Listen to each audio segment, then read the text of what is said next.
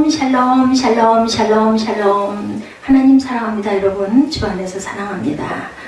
오늘 누가복음 9장 중심이 28절에서 36절이죠. 오직 예수만 보이더라 36절에 이렇게 말씀하고 있는데, 우리 전체적으로 1절부터 마지막 끝절까지 한번 쭉 살펴보는 시간 갖도록 합니다.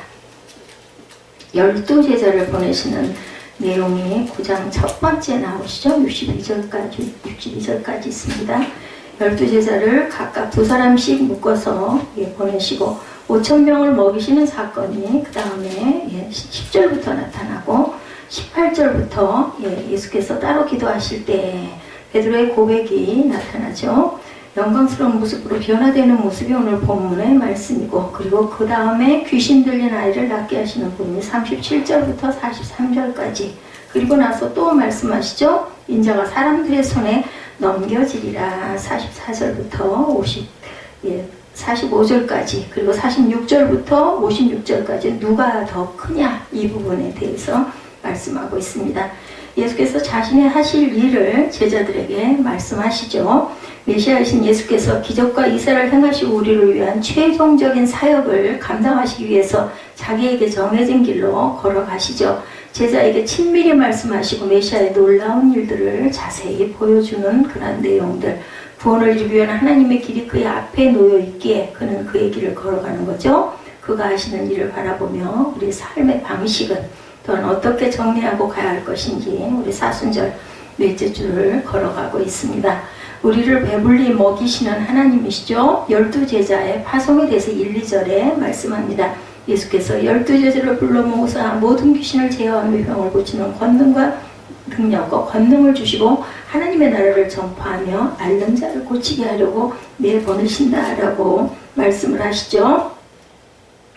예수께서 제자들에게 자신이 위임할 사역을 이렇게 실천하도록 여행을 보냅니다. 2사람씩. 그들에게 권능과 권세를 주시고 하나님 나라를 전파하라. 그냥 보내시지는 않았어요. 그죠?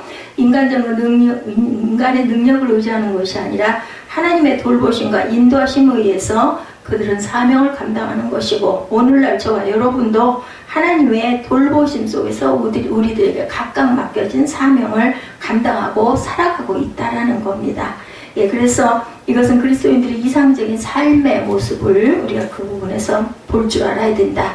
자신을 믿고 능력을 과신하고 있는 현대 사람들에게 한 번쯤 깊이 생각하고 묵상해야 될 부분이죠. 우리가 일어나는 모든 삶의 일들이, 우리의 무게들이 우리의 것은 아니다. 하나님의 인도하심과 하나님의 뜻 가운데 있다. 12제자에 대해서 마태복음 10장 1절에서 4절에 예수께서 그의 12제자를 부르사 더러운 귀신을 쫓아내며 모든 병과 모든 악한 것을 고치는 권능을 주셨어요. 그죠? 12사도의 이름은 이러하니 12명의 이름, 베드로라는 시몬을 비롯하여 그의 형제 안드레와 세베대의 아들 야고보와 그의 형제 요한, 빌립과 바돌로메, 도마와 세리, 마태, 알페오의 아들 야고보와 다데오, 가나안인 시몬 및 가롯 유다라 곧 예수를 한 자라, 이렇게 12명의 이름이 나옵니다. 복음 전파에 대해서 누가복음 4장 43절에 예수께서 이르시되 내가 사는 동네에서도 하나님의 나라 복음을 전하여야 하리니 나는 이를 위하여 보내심을 받았노라, 이렇게 말씀을 합니다. 그리고 갈릴리 여러 회당에 전도하시더라. 전도하시는 게 복음 전파가 예수님의 사명이셨어요. 그죠? 그렇게 전파하시고, 그리고 제자들을 세우시고 마지막에는 인류를 위해서 십자가의 대속을 하시죠. 5,000명을 먹이는 사건이 12절에서 16절에 나타나죠. 오늘 본문 9장. 예수께서 많은 무리들이 광야에서 줄이고 있을 때 그들에게 먹을 것을 나누어 주시는데 떡 5개와 물고기 2마리로 남자가 5,000명쯤 되는 무리를 먹인 것, 거기 아이와 여자와 모든 사람을 다 합하면 아마 5,000명이 아니라 15,000명에서 20,000명쯤 된다라고 이렇게 말씀하죠. 인간의 가장 큰 문제, 먹고, 그죠? 우리가 먹는 일이 항상 돌아오는 일입니다. 하루에도 정말 알고 좀 안 먹었으면 좋겠어 하는데 저는 배가 고파지면 그때 먹는데 딱 따지고 보면 3번쯤 배가 고픈 것 같아요.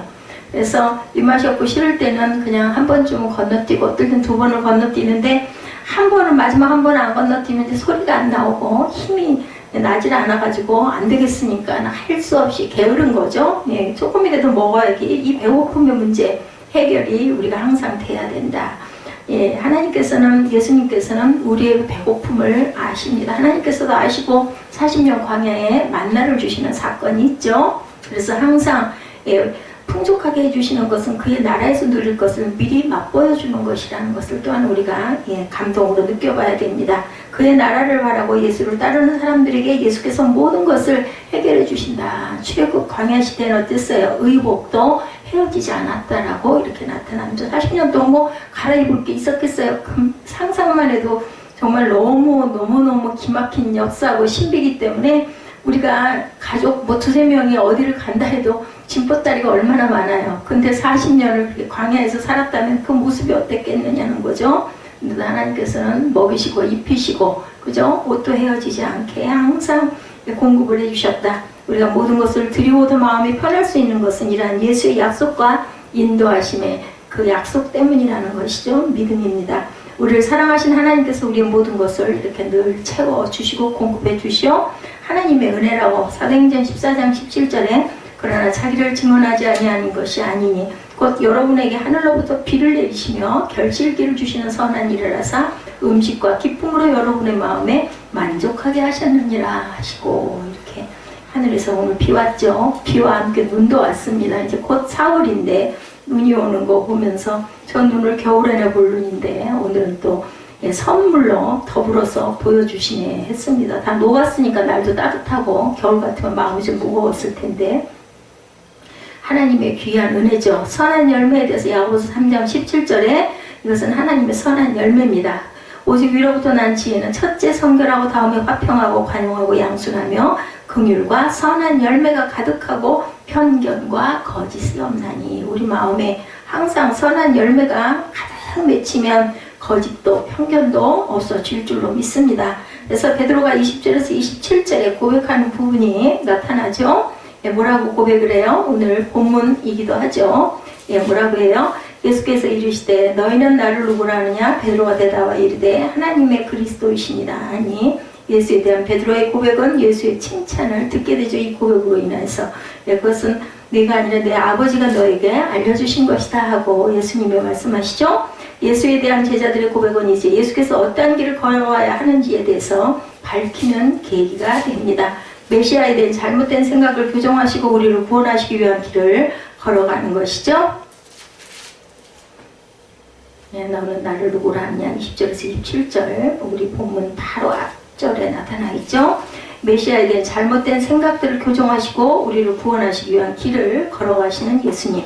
베드로는 우리를 구원하실 구주이시며 하나님의 아들이심을 기쁘게 고백했고 예수님은 그대로 수용하시면서 그 참신앙의 고백으로 하나님을 기쁘게 했다라고 칭찬을 하시죠. 주를 섬긴다. 로마서 12장 11절에 부지런하여 게으르지 말고 열심을 품고 주를 섬기라. 주를 섬기는 것은 내게도 기쁨이고 하나님이 보시기에도 아름답고 기쁜 일이다. 사명 완수에 대해서 누가복음 12장 50절에 나는 받을 세례가 있으니 이것이 이루어지기까지 나의 답답함이 어떠하겠느냐라고 말씀합니다. 순환예고 첫 번째 순환예고가 22절에서 25절에 오늘 본문 22절에서 25절 9장 나타나지 이르시되 인자가 많은 고난을 받고 장로들과 대제사장들과 서기관들에게 버림받아 죽임을 당하고 제3일에야 살아나리라 하시고 당신이 하실 일을 이렇게 말씀을 하시죠. 그래서 24절에 누구든지 제 목숨을 구원하고자 하면 잃을 것이요 누구든지 나를 위하여 제 목숨을 잃으면 구원하리라 이렇게 말씀을 합니다. 우리가 항상 내 목숨을 너무 그죠? 겁을 내서는 안 됩니다. 하나님께서 나를 보호하시고 내가 가야 할 길, 내가 서야 할 길, 내가 앉아야 할 것도 아신다라는 믿음을 갖고 가야 되겠죠? 사람들이 보기에는 모든 것을 잃는 것 같지만 예수와 함께 걸어가는 길이 생명과 영광의 길, 우리의 모든 참 안식의 길이다. 이 길은 찾는 자가 적다 그러죠? 그래서 좁은 문이라고 얘기합니다. 영원한 생명을 얻기 위한 성도들의 발걸음은 그리스도를 향한 것이어야 되겠다. 세상에서 볼 때는 외로운 길이기도 하고 고난의 길이기도 하고 좁은 길이기도 하고 스스로 뭐하러 저렇게 어려운 험한 길을 가나 이런 마음이 들 때가 많습니다. 믿는 사람들인 저희들조차도 그럴 때가 있죠. 그런데 오직 그곳에만 생명이 있고 영광이 있기 때문이다. 사람들의 눈으로 볼 수 없는 영적인 귀한 메시지가 있습니다. 순환을 무서워하지 말고 그리스도를 따라가야 된다. 우리가 밤길에 혼자 갈 때는 굉장히 무섭지 않아요? 그런데 달빛이라도 있으면 얼마나 위로가 됩니까? 옆에 또 어떤 마음 맞는 친구가 있으면 하나도 무섭지가 않죠? 밤길에. 이런 것처럼 예수님이 우리와 동행하신다면 그렇게 두려울 것이 없죠. 무서울 것이 없습니다. 예언에 대해서 베드로전서 1장 11절에 자기 속에 계신 그리스도의 영이 그 받으실 고난과 후에 받으실 영광을 미리 증언하여 누구를 또는 어떠한 때를 지시하는지를 상고하니라 라고 얘기합니다. 그리스도의 영이 우리 안에 항상 있으면 우리가 깨달아 알게 해주시는 하나님이시다. 영광에 이르는 길이라고 히브리서 2장 9절에서 10절에 오직 우리가 천사들보다 잠시 동안 못하게 하심을 입은 자 곧 죽음의 고난받으심으로 말미암아 영광과 존귀로 관을 쓰신 예수를 보니 이를 행하시면 하나님의 은혜로 말미암아 모든 사람을 위하여 죽음을 맛보려 하심이라. 예수님께서 하나님의 은혜로 말미암아 그렇죠? 우리를 위해서 죽음을 맛보려 하십니다. 그 절기를 지금 우리가 가고 있죠. 이러므로 만물이 그를 위하여 10절입니다. 히브리서 2장 10절. 그러므로 만물이 그를 위하여 또한 그로 말미암으니가 많은 아들들을 이끌어 영광에 들어가게 하시는 일에 그들의 구원의 창시자를 고난을 통하여 온전하게 하심이 합당하도다 하시죠. 그래서 영광스러운 변형된 모습이 28구절에 나타나 있죠. 오늘 지금 중심 부분입니다. 예수께서 제자들에게 하늘나라의 영광스러움을 잠시 보여준 것은 제자들에게 그리스도를 따르는 것이 영광에 대한 보장이고 영원한 생명을 얻는 길임을 잠깐 보여주시죠. 29절에 기도하실 때 용모가 변화되고 그것이 휘어져 광채가 나더라 이렇게 나타납니다. 영광스러운 광채는 제자들에게 굉장히 황홀한 정말 그런가 아닌가 내가 제대로 봤나 내가 아니면 뭐 착각을 했나 환상을 봤나 뭐 이런 생각을 하겠죠. 순간이었으니까 인간들의 생각과 경험을 알 수 없는 경험을 하고 그들에게 주어진 것은 예수의 말씀에 대한 확실함 믿음이 더 들어오죠. 이것을 보고도 믿지 않는 자들은 그들의 보응을 받게 될 것이라는 겁니다. 보고도 안 믿으면 어쩔 수가 없죠.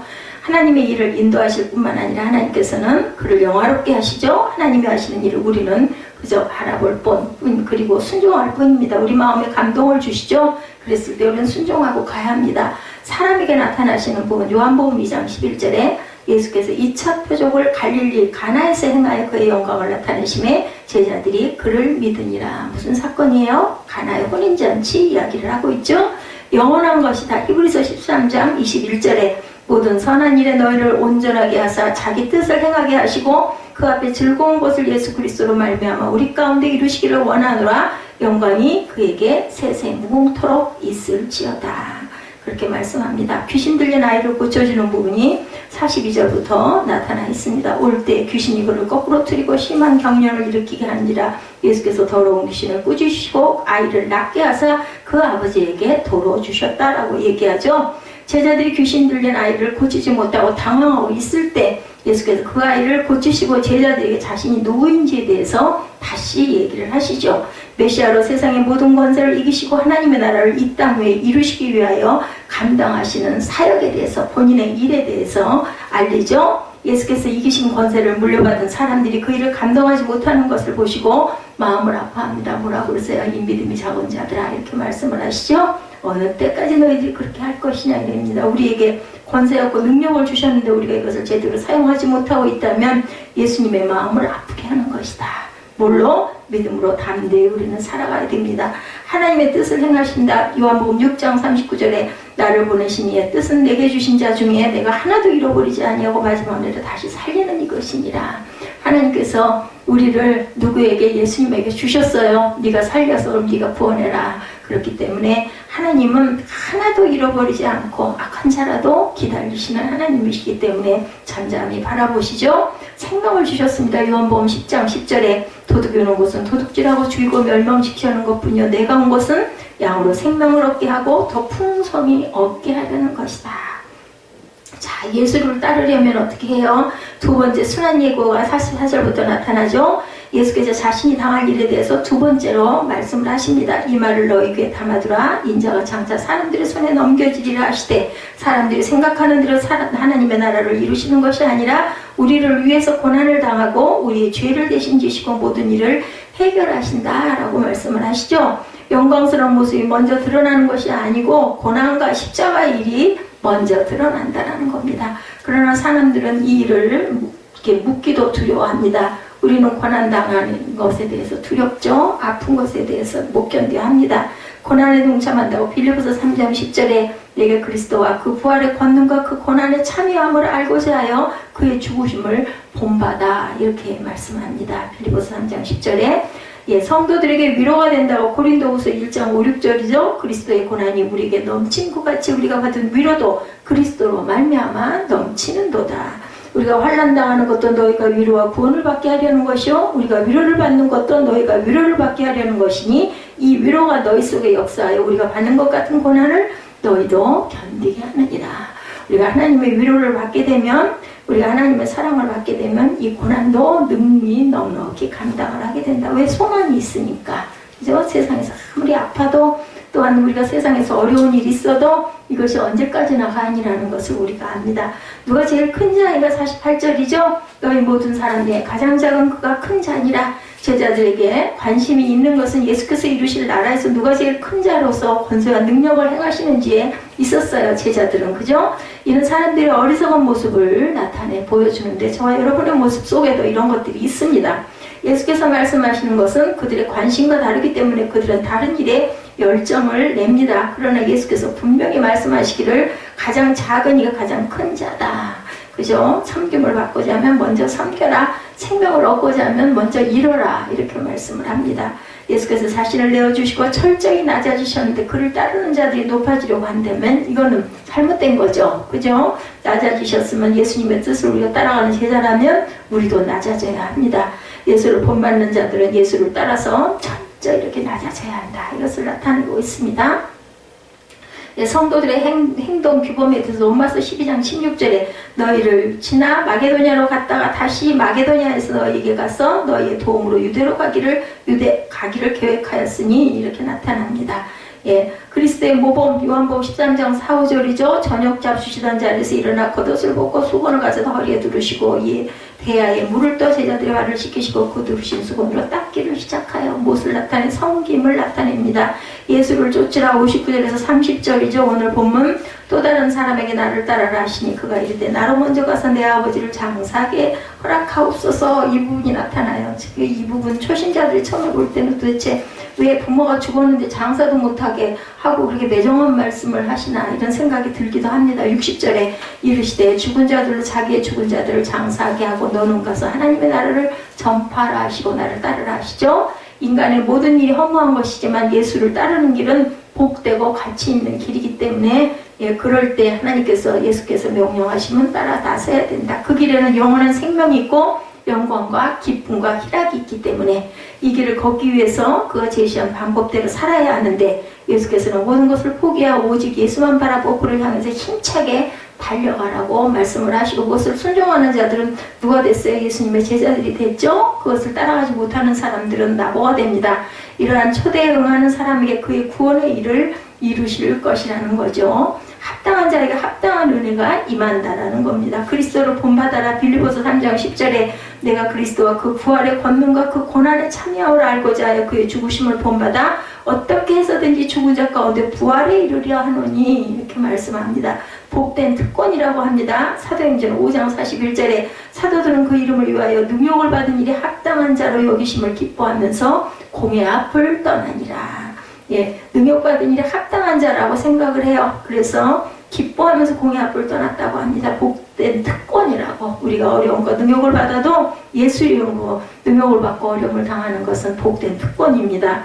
예수께서는 자신의 가실 길을 걸어가시면서 제자들에게 따라오라고 말씀을 하시죠. 오늘 9장에서 이러한 초대는 지금 우리에게도 저와 여러분에게도 임하고 있습니다. 예수의 말씀을 듣는 사람들이 자신의 방법대로 살아가면서 예수를 예수의 인정을 받기를 원한다는 것은 있을 수 없는 일이다. 예수를 따라서 그와 함께 동행하는 자에게 하나님의 은혜가 임한다. 내 마음대로 살면서 주님의 나를 바라봐 주시고 내 뜻을 이루시기를 원하는 것은 말이 안 되는 얘기죠. 그가 이루시는 일을 바라는 전적인 의뢰만이 그를 기쁘시게 하고 우리에게 복이 임합니다. 예수만 보이더라죠. 오늘 제목이 지금 우리가 사순절을 보내고 있습니다. 신비와 신비주의는 다릅니다. 오직 예수만 보이더라는 제목으로 은혜를 나누고 있는데, 이 말씀이 사순절 기간 동안에 우리가 묵상해야 될 핵심의 메시지, 오직 예수만 보여야 되겠죠? 예, 우리 교회는 생명사랑을 위해서 교회가 부흥이 되고 이게 비전으로 창립되어졌고, 지금도 그러한 사랑으로 열정으로 가기를 소망하고 가고 있는 새생명 새빛 교회입니다. 기독교에는 신비가 있죠. 헬라어로는 미스티코스, 입을 닫는다라는 뜻을 갖고 있습니다. 신비라는 뜻은 하나님이 하시는 일은 우리가 이성적으로 판단할 수 없기 때문에 함부로 얘기할 수가 없습니다. 함부로 얘기해서도 안 됩니다.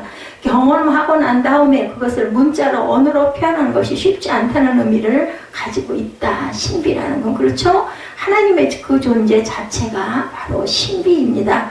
하나님의 아들이 인간의 몸을 입고 오신 사건을 뭐라고 그래요? 성육신의 사건.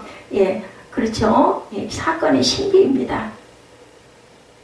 하나님의 말씀이 성령의 감동으로 인간 속에 들어와서 한 권의 책과 문자로 들어왔다는 이 사실이 바로 신비다. 성경이 신비의 책이죠.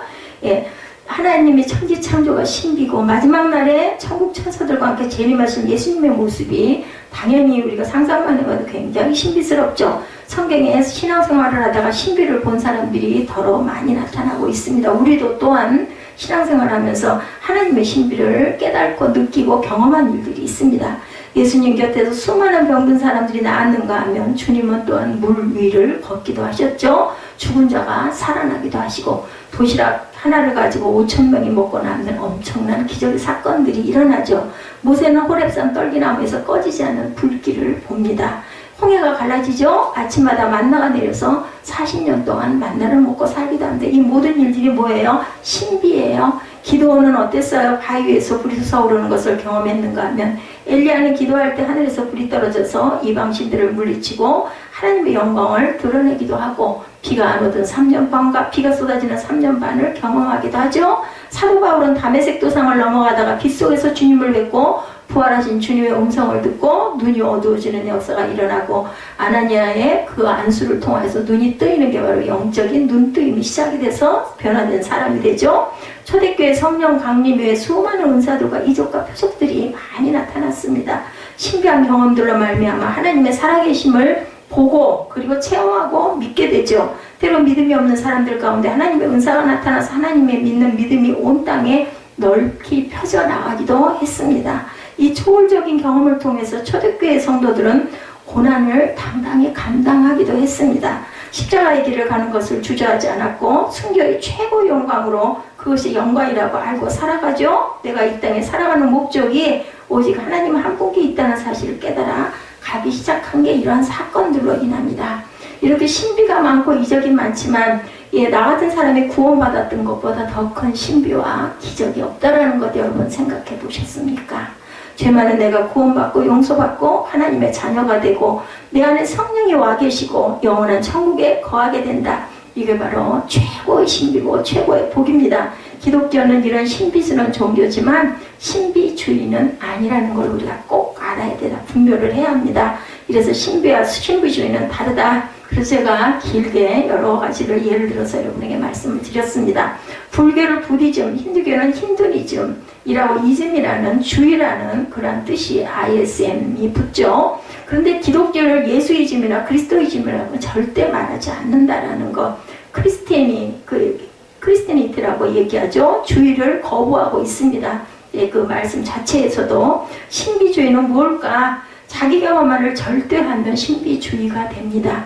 복음을 잃어버리고 신비한 것만 쫓아다니면 신비주의가. 그래서 어디서 무슨 기적이 일어난다더라, 뭐 어디서 뭐 손사에서 무슨 물이 흐른다더라, 이런 걸 보려고 쫓아다니는 그런 건 온전치가 못하다. 자기 경험한 것만 진짜고 성경적인 검증 없이 다른 사람을 무시하는 것이 바로 신비주의라는 것. 그렇죠. 성경에서 벗어난 경험이라고 한다면 잘못된 경험이고, 이것이 자칫 신비주의로 이단으로 빠지기가 쉽다는 걸 우리가 꼭 알아야 됩니다. 신비한 경험을 했다면 반드시 따라야 될 성령의 열매가 나타나야 된다. 우리 삶의 변화가 되든지 마음의 변화가 있든지, 그죠? 뭔가 막 그저 하나님을 생각하면 가슴에 뭉클하든지 눈물이 나든지 뭔가 나타납니다. 찬양을 드리면 다 나한테 하는 얘기 같아가지고 막 감동이 오든지 하여튼 여러 가지 형태로 나타나죠. 뭐 그 생활이 그냥 벼랑간에 확 다 그 성격이 다 바뀌지는 않는다 하더라도 엄청난 변화가 일어납니다. 절제 열매가 또한 일어나죠. 예, 불이 너무 뜨거워도 타죠. 불이 제 역할을 하려고 하면 적당한 온도가 있어야 그것이 오랫동안 간다라는 것. 신비 체험은 하나님의 뜻이 밝혀질 때까지 숨겨두는 지혜와 절제의 은사이기도 하다. 사도 바울은 첫째 하늘에 그 셋째 하늘에 올라갔다 내려오죠. 신비 속에 묻어뒀어요. 오랫동안 말하지 않죠. 오늘 본문에도 아무도 말하지 못하더라. 마지막 구절에 그렇게 나타나죠. 9장 마지막 절에 보니까 62절이죠. 9장 예수께서 이르시되 맞나요? 누가복음 9장 마지막 끝 28절에서 36절에 소리 그 자체 그 소리가 그치면 오직 예수만 보이더라. 제자들이 잠잠하여 그 본 것을 무엇이든지 그때는 아무에게도 이르지 아니하리라. 근데 우리가 너무 엄청난 걸 경험을 하게 되면 얼른 말을 할 수가 없지 않아요? 오랫동안 나만 간직하고 아니면 내가 말을 해도 사람들이 이상하게 볼 거야, 믿어주지 않을 거야, 이런 어마어마한 뭔가를 봤을 때는 말하기가 벅차서도 말을 하지 못할 때가 있습니다. 이런 것처럼 신비라는 것은 어떻게 보면은 우리가 깊이 절제하고 묻어둬야 할 때도 있다. 본문의 제자들 36절에 그 본 것을 무엇이든지 그때는 아무에게도 이르지 아니하리라. 그 밑구절에다 써놓고도 성경에서 찾다가 지금 그랬습니다. 누가복음 9장 36절이죠.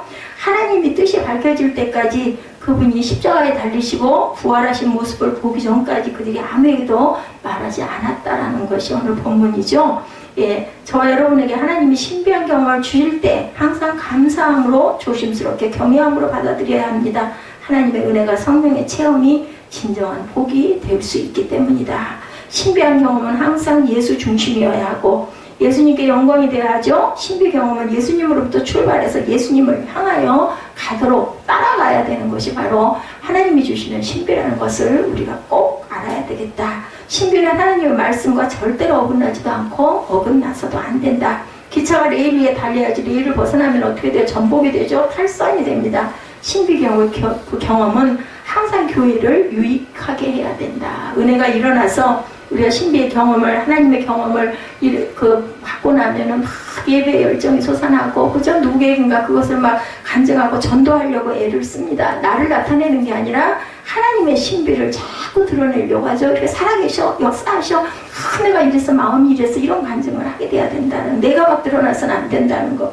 교회에 걸림돌이 되거나 무심코 내 입에서 어떤 교회나 우리 교회를 비난하는 말이 터져나오면 그것은 내가 가짜구나 생각을 해봐야 된다. 자기 진단도 분명히 해야 됩니다. 그래서 어떤 계시를 받아서 하나님의 말씀에 준하는 어떤 내용을 받았다고 말하면 그것은 틀림없이 귀신 장난이라는 것을 또한 우리가 분별해야 되겠다. 지금 우리가 몰라서 그렇지 이단들이 엄청나게 판을 치고 있거든요. 종결된 계시 신구약 66권으로 모든 구원의 도리가 이미 충분하게 넉넉하게 우리에게 다 전해졌다는 것이 바로 우리의 크리스찬 신학이라는 것을 절대 잊어버리면 안 된다. 바른 신비는 구원의 도리를 깊이 깨닫게 합니다. 그리고 우리 믿음의 말씀이 굳건히 세워주죠. 또한 내 삶을 건강하게 밝게 만들어줍니다. 내가 섬기는 내 곁에 소중한 사람들, 가족과 일터와 교회가 소중하게 여겨지기 시작하는 것이 바로 우리가 은혜 받은 증표다. 우리가 신비를 체험한 하나님의 은혜 속에 들어있는 사람들이다. 어떤 분이 기도 중에 무심 감동이 왔다고 그래요. 목사님에게 찾아가면 10,000,000원을 줄 거다. 목사님을 찾아갑니다. 그래가지고 얘기를 해요. 목사님, 하나님 나라는 1000년이 하루 같고 하루가 1000년 같다고 그러죠. 저한테 1원만 주세요. 얘기를 했다고 그럽니다. 자, 그랬더니 1원이 1000만원 갖고 1000만원 1원 같겠네요. 목사님 1원만 주세요. 그것이 사실인지 아닌지 기도해봐야 하니까 하루만 기다리세요. 목사님 그렇게 대답을 했다고 그러죠. 농담을 농담으로 같이 받아준 거예요. 그럼 얼마를 기다려야 될까요? 1000년을 기다려야 된다는 얘기입니다. 이렇게 쓸데없는 것을 가지고 누구를 시험하려고 해서도 안 된다. 특히나 주의 종들을. 베드로처럼 여기가 좋사오니 이렇게 얘기하죠. 은혜 받으면 그것을 신비하게 생각하여 그것을 찾아다니죠. 내가 누구를 통하여 은혜를 받으면 그것을 거기를 막 쫓아답니다. 그러지 말라는 거죠. 가정으로 교회로 내가 섬기는 사역 일터로 돌아가서 그곳에서 내가 경험한 그 은혜를 주변에 나누면서 사는 것이 우리의 신비의 목적이 꼭 돼야 된다. 집회를 어떤 그 목사님이 인도했다고 그러죠. 그랬는데 그 집회 장소에서 그 집사님이 굉장한 은혜를 받았다고 그래요. 근데 옆에 있는 사람도 막 같이 우리 예배 드릴 때 막 기쁘고 막 좋으면 막 펄펄 뛰지 않아요? 감동하고 찬양하고 눈물 흘리고 함께 그랬다고 그래요. 그래서 집에를 가느라고 지하철을 탔는데 또 보니까 어떻게 보니까 옆에 우연히 또 그분이 또 나란히 앉아 있더라는 거죠. 그래서 계속 그 예배 드렸던 얘기를 함께 나눴다고 그래요.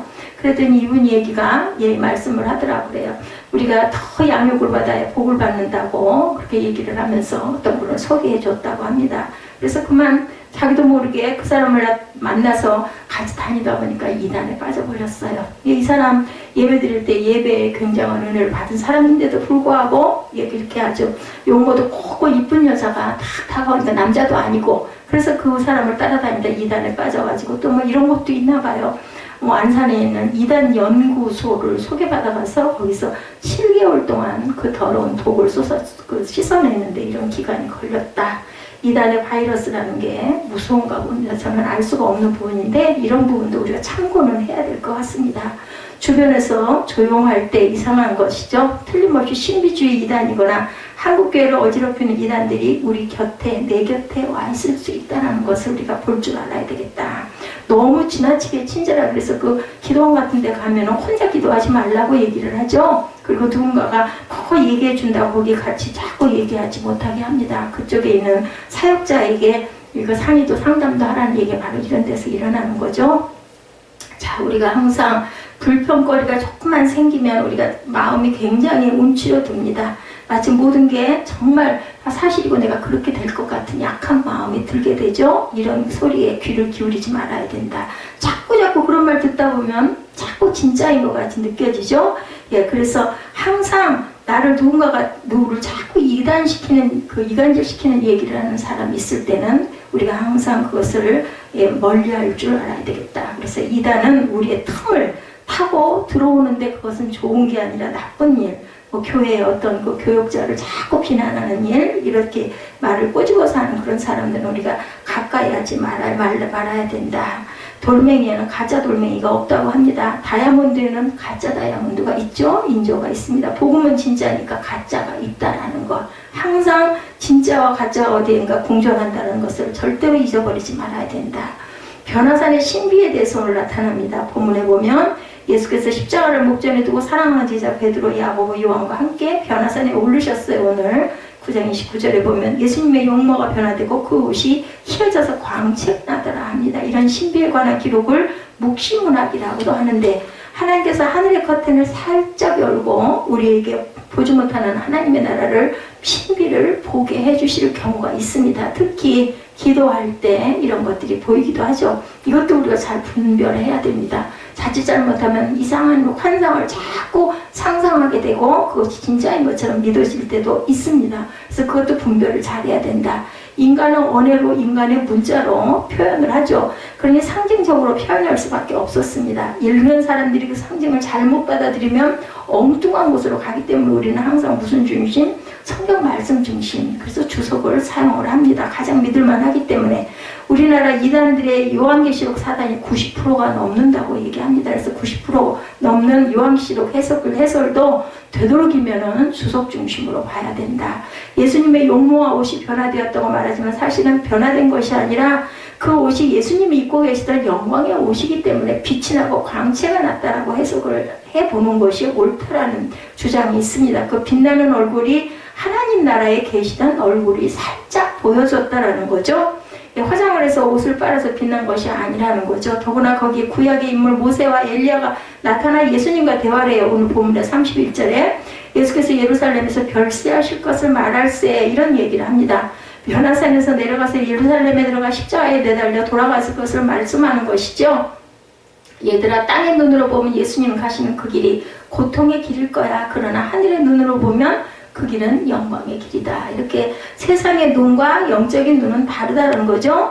땅의 눈으로 보면 십자가, 멸시, 조롱, 저주, 아픔이지만 하늘의 눈으로 보면 마귀 권세가 무너져 내리고 영원한 생명이 부어지는 순간인 것이죠.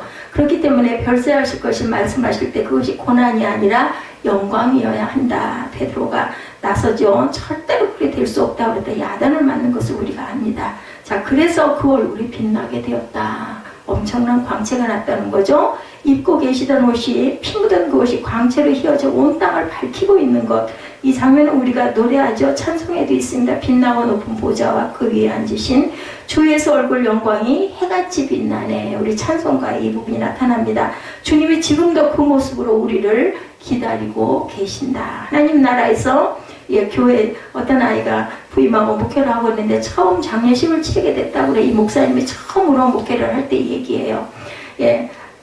그래서 이상하다고 밤중에 집사님이 전화를 해서 달려갔더니 그분이 임종을 하더라는 거죠. 그분 남편이. 그래서 이 찬송을 빛나고 높은 보좌와 이 찬송을 불러드렸던 일이 참 오래오래 잊혀지지 않는다. 벼랑간에 이뤘던 일이었기 때문에 더 잊을 수가 없다라는 그런 이야기를 제가 들었습니다. 첫 번째 장례식이었다고 그래요. 그래서 요한계시록 1장 14절에서 16절을 낭독을 했다고 합니다. 그의 머리와 털의 이기가 흰 양털 같고 눈 같으며 그의 눈은 불꽃 같고 그의 발은 붉은 뿔에 달려난 빛난 주석 같고 그의 음성은 많은 물소리와 같고 그의 오른손에 7별이 있고 그의 입에서 좌우에 날성검이 나오고 그 얼굴은 해가 힘있게 비치는 것 같더라. 이것이 바로 부활하시고 승천하신 날을 기다리시는 주님의 모습이라는 상징을 나타내는 것. 이 땅에 다시 오실 예수님의 모습이죠. 이 신비를 간직하고 싶었던 베드로가 오늘 본문에 대답을 합니다. 주여 여기 있는 것이 좋사오니 내가 초막셋을 짓겠나이다. 하나는 주님을 위하여, 하나는 모세를 위하여, 하나는 엘리야를 위하여 짓고 싶습니다. 이런 베드로의 행동을 누가는 이렇게 기록을 합니다. 오늘 본문이 누가복음이잖아요. 누가가 이렇게 기록을 한 거죠. 깊이 졸다가 자기가 무슨 말을 하는지도 모르고 하는 말이었을 수 있다. 잠꼬대 같은 소리였다는 거. 누가복음 32장 33절에 베드로와 및 함께 있는 자들이 깊이 졸다가 온전히 깨어나 예수의 영광과 및 함께 선 두 사람을 보더니 두 사람이 떠날 때에 베드로가 예수께 여짜오되 주여 우리가 여기 있는 것이 좋사오니 우리가 초막 셋을 짓되 하나는 주를 위하여 하나는 모세를 위하여 하나는 엘리야를 위하여 하사이다 하되 자기가 하는 말을 자기도 알지 못하더라. 그러니까 꼭 잠꼬대같이 멍 때린 거예요. 일어나가지고 졸다 말고 깨가지고 이상한 거를 보고는 이런 얘기를 했다는 거죠. 우리도 하나님 나라에 들어가게 될 때 우리 모습이 변화되는 것을 우리가 친히 봐요. 저도 기도할 때 그걸 본 적이 있습니다. 제 모습을 제가 바라볼 때가 있어요. 그게 이렇게 내 영이 떠나가서 자신의 모습을 바라보는 거죠. 우리도 하나님 나라에 들어가게 될 때 우리의 모습이 변화되는 것을 이렇게 친히 볼 것이라는 거예요. 우리 얼굴이 우리가 입고 있던 옷이 영광으로 바뀌어지고 신부가 남편을 위하여 단정한 것 같더라. 우리가 하나님 나라에서 어떻게 살 것인가를 순간 보게 된다는 거죠. 석과 공자가 그 자리가 절대로 우리를 지키고 있을 수는 없다는 겁니다. 우리가 이 땅에 살아가게 될 때 초월적인 주님의 임재를 경험하게 될 때 말씀을 통해 예배를 통해서 기도를 통해서 이런 모습을 보게 된다. 성품과 인격이 달라지고 그랬을 때 그 신비의 경험을 할 때 우리의 습관이 달라지고 언어가 달라지고 예배 태도가 당연히 달라집니다. 은혜 받은 사람들이 차이점이 이런 점입니다. 섬기는 섬김의 자세가 또 달라집니다. 아까운 것이 없어집니다. 바로 이때 구름 속에서 하나님의 음성이 35절에 들리죠. 이는 나의 아들고 택함을 받은 자니 너희는 그의 말을 들으라. 이런 음성이 들립니다. 함께 고난받자고 하면 주저하지 말고 고난의 길로 가거라. 그것이 영광의 길이다. 네. 그가 죽고자 하는 죽음의 길 주저하지 말고 가거라. 그 순교는 하나님 나라의 영원한 세계에서 영광이 될 것이다. 복음 전하고 살라 말씀하시면 거기다 생명을 걸어라. 너희는 그의 말을 들어라. 이런 음성을 들었다는 거죠. 신비 경험의 목적이 바로 여기 있다는 것. 예수님의 말씀이 들려야 된다. 이것이 무엇으로? 성경 말씀으로 들려야 됩니다. 우리가 성령을 경험하고 나면 내 병이 고침받고 나면 내가 이적과 기사를 경험하고 나면 이렇게 해서 목회를 아주 거의 불가능할 것 같은 목회를 하시는 목사님들이 많이 계십니다. 자기의 그 몸의 질병을 통해서 그것을 뚫고 하나님의 영광을 바라보게 되면 누가 그랬다면서요. 아이고 저 몸으로 무슨 목회를 해. 이제는 접어야 될 천만의 말씀입니다. 하나님의 역사와 하나님의 그 마음은 우리는 알 수가 없어요. 우리가 생각할 때는 그게 아닌 것 같은데 하나님께서는 이렇게 사용하시기도 한다는 것. 성경 말씀이 들려져야 합니다. 말씀이 깊이 깨달아지고 이것이 바로 신비 경험의 목적이라는 것을 우리가 알아야 된다. 그래서 마지막으로 오직 예수만 보이더라입니다. 이 황홀한 경험, 신비의 경험의 결론은 36절이죠. 오직 예수만 보이더라. 지금까지 우리가 함께 나누는 모든 말씀의 내용의 모든 경험의 결과가 오직 예수만 보이더라입니다. 신비 경험이 강할수록 성령 체험이 강할수록 결론은 오직 예수, 그죠? 예수 사랑교회가 그래서 항상 예수 사랑교회라고 합니다. 모세는 사라지죠. 내 안에 있는 율법도 떠나갑니다. 예수만 바로 보고 예수만 따라가게 되면 그 율법은 자연히 내 삶이 되죠. 그 모든 율법들이 내 안에서 살아 일어나서 내가 억지로 지키는 게 아니라 그냥 스스로 지켜지는 역사가 일어난다. 누구도 비판하지 않는 세상을 부럽고 부끄럽게 생각하지도 않는 풀 한 폭에도 새로워지는 아침에 떠오르는 태양이 너무 새로워지는, 그죠? 입새에 그 반짝이는 햇빛이 너무나 귀하고 아름답게 보이는, 무엇으로도 말로 표현할 수 없는 그 신비를 경험하게 됩니다. 성령이 예수가 내 안에 임하면. 엘리야도 보이지 않고 어떤 뭐 훌륭한 위인도 상관이 없고, 예, 그리고 설교자도 남아있지 않습니다. 은혜를 끼쳤던 부흥사도 없습니다. 안수자가 남아있어도 안 됩니다. 마리아나 교황이 석과나 부처나 뭐 어떤 것도 그 자리를 대신할 수는 없다. 오직 예수만 보이더라. 본문 다음 절에 예수님과 세 제자가 산 아래로 내려옵니다. 십자가를 기다리는 곳이죠. 그들을 잡아 죽이기 위해서 혈안이 된 사람들이 그들을 기다리고 있는 자리로 내려가고 있는 것이 본문 그 뒷구절에 나타납니다. 자, 그래서 이튿날 산에서 내려오니 큰 무리가 맞을세. 무리 중에 한 사람이 소리를 이르되, 이제 누가 귀신 들린 아이를 낫게 하는 이 부분이 나타납니다. 그래서 우리는 무엇을 해요? 하나님의 은혜를 받고 하나님의 성령을 경험하고 나서는 우리가 우리의 곳으로 돌아가서 이런 문제들을 해결하고 가야 된다. 그래서 오직 예수만 보여야 합니다. 한 수도원이 있었다고 그래요. 한때 수많은 발걸음들이 오고 가던 수도원인데 그만 세월이 지나가다 보니까 썰렁해지기 시작을 했대요. 그리고 원장님이 바뀌었다고 합니다. 그래서 이 원장이, 새로 된 원장이 옛날 원장, 나이가 들은 신이호 원장을 만나러 왔어요. 왜? 너무 수도원을 찾는 사람이 없고 썰렁해지니까 얼마나 마음이 무거웠겠습니까? 원장님이 계실 때는 수많은 사람이 오고 갔는데 제가 원장이 된 지 20년이 되는 사이에 사람들이 발길이 다 끊어져 버렸습니다. 이유가 뭘까요? 제가 뭘 잘못했을까요? 그랬더니 그 나이가 드신 원장님이 말씀을 하시더라고 합니다. 수도원 안에 예수님이 계시는데 예수님이 왔다 갔다 하시는데 예수님을 못 알아보고 함부로 대하기 때문에 예수님의 임재가 그곳에 없는 것이다. 그곳에 예수님이 누군지 발견하고 잘 섬기면 수도원이 다시 옛날의 그 영광의 발걸음을 경험하게 될 것이다. 이 나이 드신 원장님이 이렇게 대답을 하셨대요. 그 얘기를 수도원 식구들에게 가서 전했어요. 거기 이제 일하시는 분들에게. 그 말이 그들은 그 얘기를 들으면서 옳다라는 느낌이 왔다고 합니다. 혹시 원장님이 예수님일까? 다른 그 같이 있는 그 동료들이 생각을 한 거예요. 그 말을 듣고는. 왜냐하면 너무 수도원이 아무도 안 오니까 썰렁하니까 일하는 사람들만 있으니까 원장님에게 불평하던 사람들이 불평을 조심하게 됐다고 합니다. 불평이 사라졌다고 합니다. 혹시 주방에서 일하는 사람이 예수님일까? 주방장이 예수님일까? 주방에서 밥 짓는 사람들이 예수님일까? 이런 생각을 했다고 그래요. 밥 투정하던 사람들이 그들을 함부로 대할 수가 없었다고 합니다. 그러고 나서부터는 청소하던 그 모습을 보면서 왜 청소를 저 지경으로 해? 하고 불평을 많이 했는데 혹시 저 청소하는 청소부가 예수님은 아닐까? 이 생각을 하고 바라보기 시작을 했다고 그러죠. 그래서 그때부터는 그 일하는 사람들을 함부로 대할 수가 없었다고 합니다. 새벽마다 올라와서 기도하거나 할머니가 또 예수님일까? 이런 생각을 했다고 그래요. 한 달에 한두 번 와서 기도하고 돌아간 몇몇 분이 계신데 저분들이 바로 예수님은 아닐까? 이 생각도 했다고 합니다. 서로들 그렇게 해서 서로 조심을 하게 됐대요. 그래서 경유하면서 서로를 섬기기 시작을 했다고 합니다. 그러자 사람들의 태도가 달라지고 얼굴빛이 달라지고 품성이 달라지고 모든 게 달라지기 시작했다고 합니다. 하나님의 임재가 그때부터 나타났다고 합니다. 다시 수원을 찾는 수많은 발걸음으로 북적거리기 시작했다라는 그러한 간증의 이야기.